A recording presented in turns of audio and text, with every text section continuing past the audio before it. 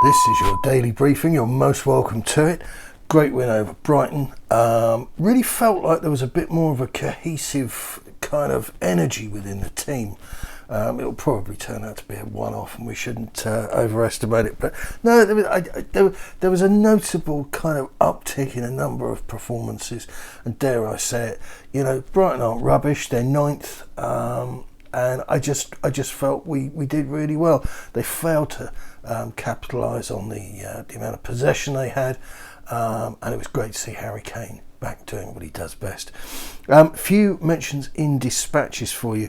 Kulusevski, Dejan played for 28 minutes and it struck me he looked a little bit off the pace, not by much, and a few weeks under Antonio Conte's rules, so having back up to speed. Might need to lose a little bit of weight, says I. Swede's passing accuracy was excellent, hitting 83%, and had Steven Bergwijn managed to retain even a scrap of composure, a full assist would have been a fine way to mark his debut in the Premier League. All in all, a modest yet promising first run out. More please. Bentancur, 24-year-old Uruguayan, saw 20 minutes of action against the Seagulls and made a thoroughly decent first impression. It's rare that Spurs buy a player that looks to have hit the ground running, and even this was just 20 minutes and just Brighton, which, as I say, there's certainly room for optimism there. Long way to go before definitive statements can be made about the boy, but this was a pleasing debut and one that would surely see Harry Winks being rotated with greater frequency. Lucas Moura, very forgettable game, lost the ball too many times. I think it was about 13 odd moments, and 15 of those occasions happened in his own half. Emerson Royal, we love a rogue goal, don't we? And he was generally a busy boy, but his decision-making remains a worry. No accurate crosses, and whilst his passing accuracy generally was superb at 70%, only a third of his forward passes were actually successful. Romero, very good stuff, 92% passing accuracy, 16 recoveries and 7 interceptions. And he was cramped up in the 77th minute, but not thought to be in any real trouble.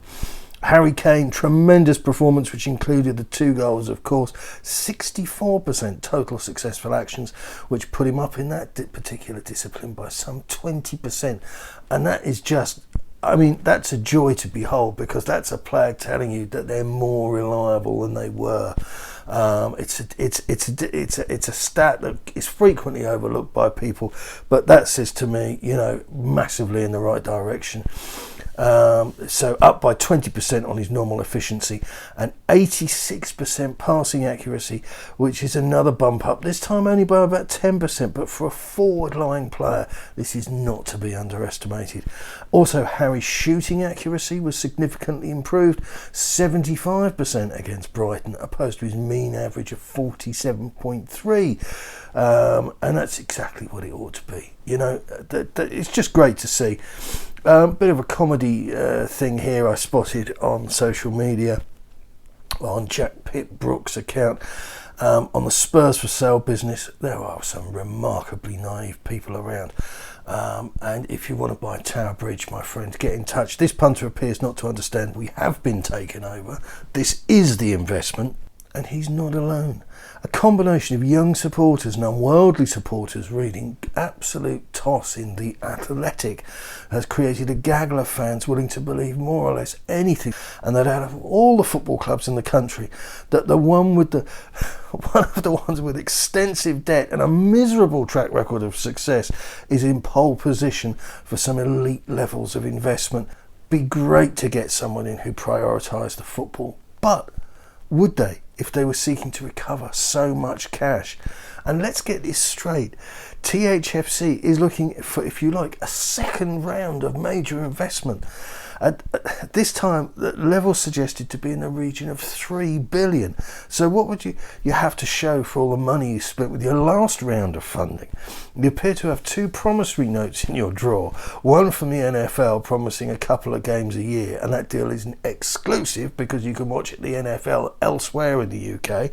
And another from the promoters of Guns N' Roses. Oh, and a football team, I'm going to say it again, that don't tend to win anything. and your attendances are down. And don't give me the COVID line. Recent numbers came in. Spurs attendances are down. But if we keep playing like we did against Brighton, they will go up. It's as simple as that.